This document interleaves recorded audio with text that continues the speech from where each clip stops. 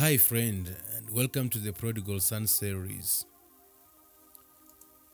Have you ever noticed from the parables of Luke 15, where we have the parable of the lost sheep, the parable of the lost coin, and the prodigal son, that the sheep and coin are sought after, but with the lost son, nobody goes after?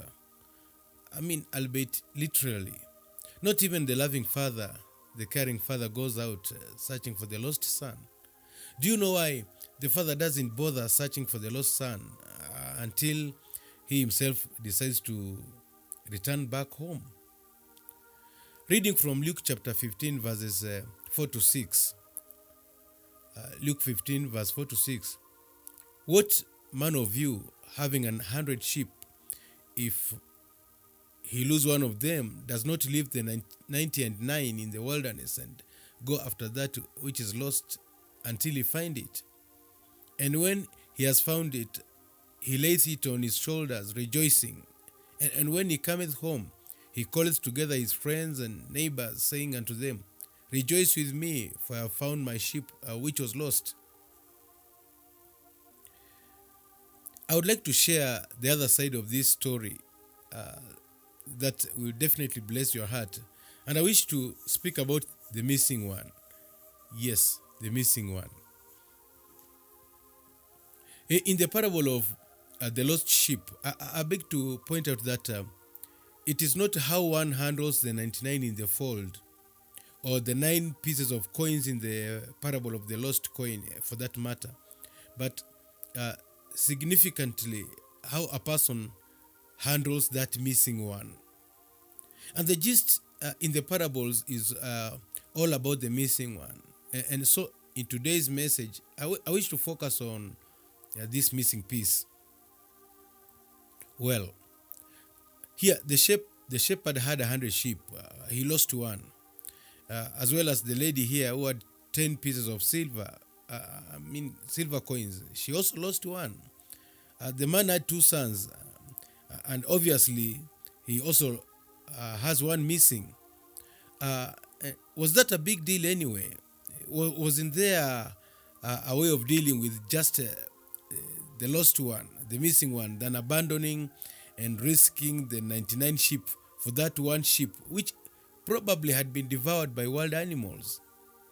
Factor this: just 1% of the sheep and the coin missing, and 50% of his sons missing. Here, the shepherd left the 99 which were in the fold, those who were by his side, for the wayward one. Is that logical? Well, I know it's worth a debate. However, we very often practice that same thing. We are fond of leaving the 99, sadly, for the one that we are missing. Before I elaborate further on our key story about the lost son, I wish to read Numbers chapter 11 and verses 4 to 6. Numbers chapter 11, 4 to 6. And the mixed multitude that was among them fell a lasting. And the children of Israel also wept again and said, Who shall give us flesh to eat? We remember the fish which we did eat in Egypt freely, the cucumbers and the melons and the leeks and the onions and the garlic. But now our soul is dried away. There's nothing at all beside this manna before our eyes. Remember, the children of Israel left Egypt, their land in bondage. They were delivered into freedom. They were free and independent out there in the wilderness. They now could make their own decisions. No more slave masters, no more torture and hand labor, no more killings and brutality. They were 99% free and had hope for a better destiny, the promised land.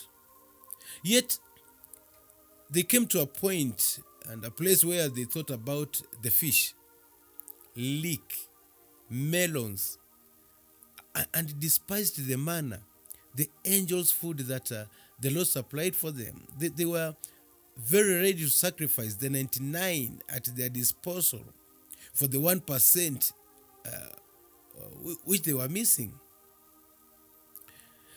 Ever seen cows in lush fields eating across the fence?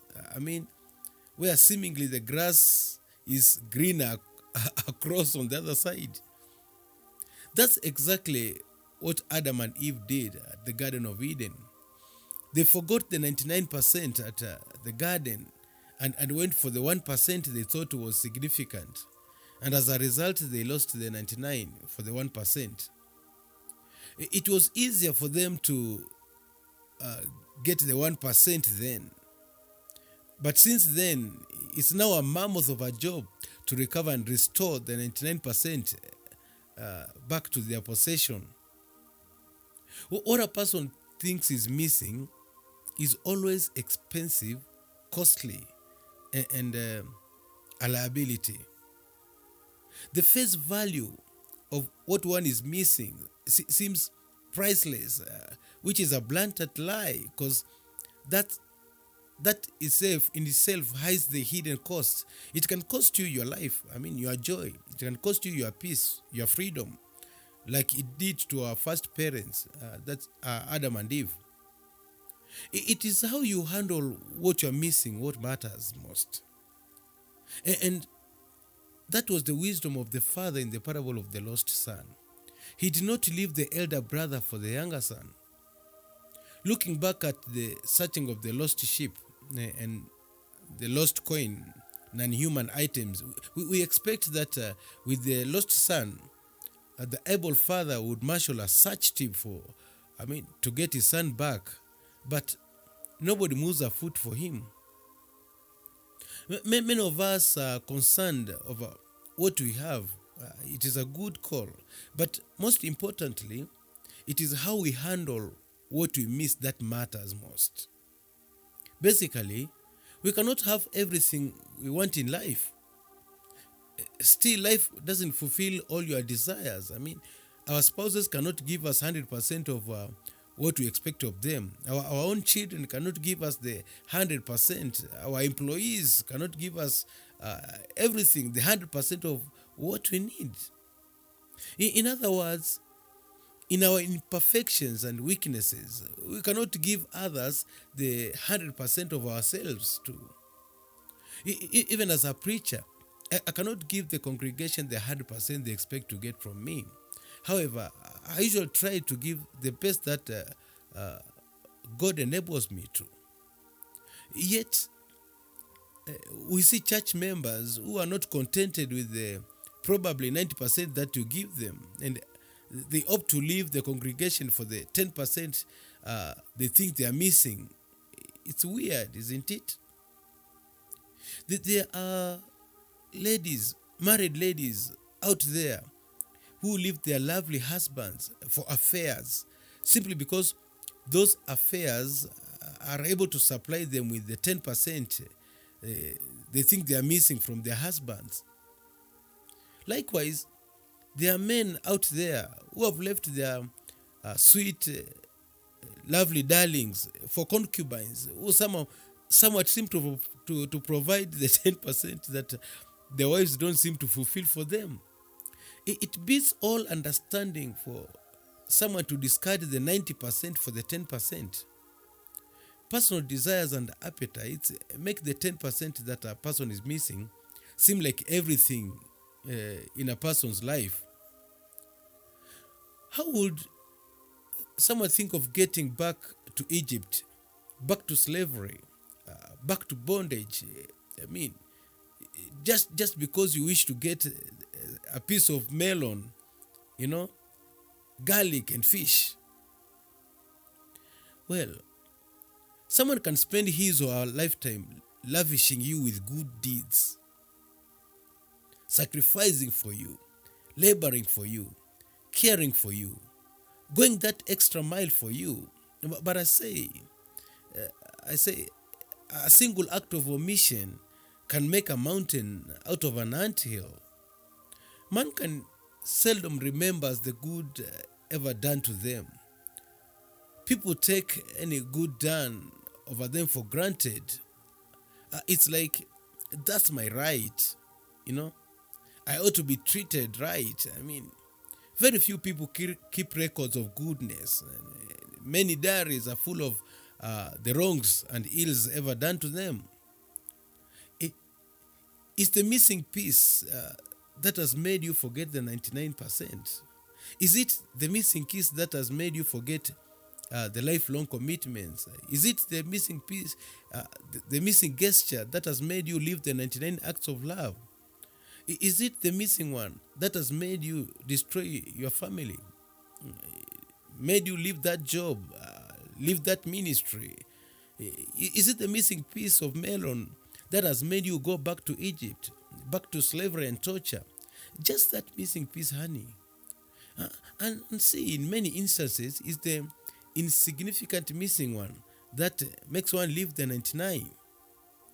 Is it the missing birthday gift, anniversary gift that has made you forget the 99 years of love, the 99 hugs, the 99 counts of joy, the 99 sacrifices of favor?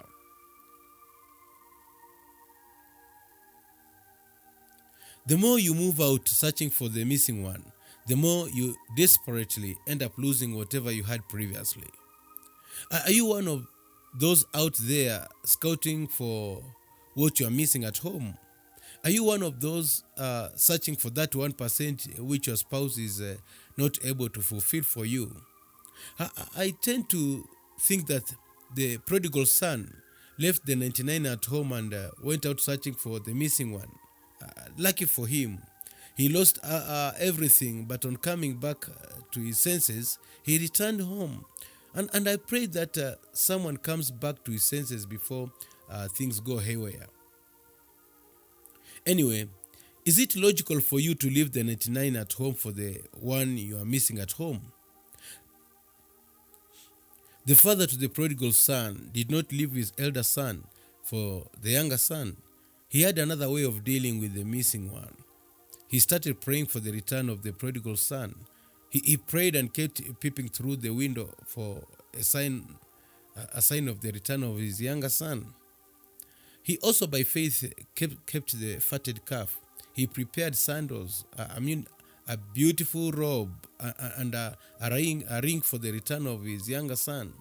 And that is the best way you can do for those who have left. What is it that you are doing for that missing 10%?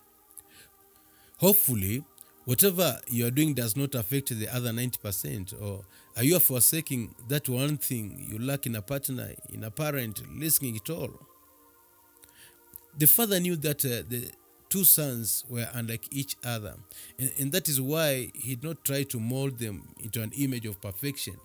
He did not force the youngest son to stay behind or advise the older one to follow that path. He accepted them as they were, 90% and all.